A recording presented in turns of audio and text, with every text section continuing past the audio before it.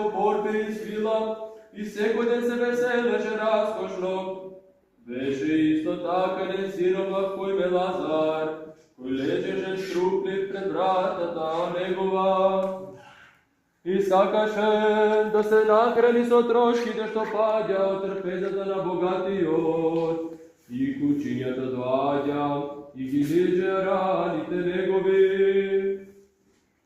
Умре сиромавиот и ангелите го несо во преградката Аврамова. Умре и богатиот и го погреба. И во пеколот, кога беше во маки, ги подигна очите своји и го виде Аврама одалеку и Лазара во преградката негова. Па извика и рече: Оче Авраме, смили се на мене, испрати го Лазара, да го накваси врвот од својот прст во вода и да ми го разлади јазикот, оти многу страдам во овој пламен. Но Авраам рече: Синко, сети се дека ти си го добил своето добро уште додека беше жив, а Лазар злото.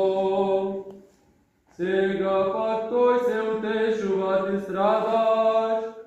Освен тоа, меѓу нас и вас постои голема бездна, така што оние кои би сакале да дојдат при вас не можат, а исто така и оние од таму при нас. А тој пак рече: Тогаш се молам, Оче, прати го во куќата на татко ми, зашто имам 5 мина браќа, та да им осведочи, за да не дојдат и тие во ова место на маките. Авраам му рече: Тие го имаат Мојсија и пророците, нив нека ги слушаат.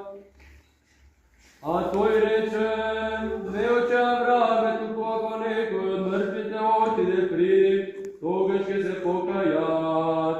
Авраам му рече: Што Мојсија и пророците не ги слушаат, тогаш и да воскресне некој од мртвите, тие нема да поверуваат.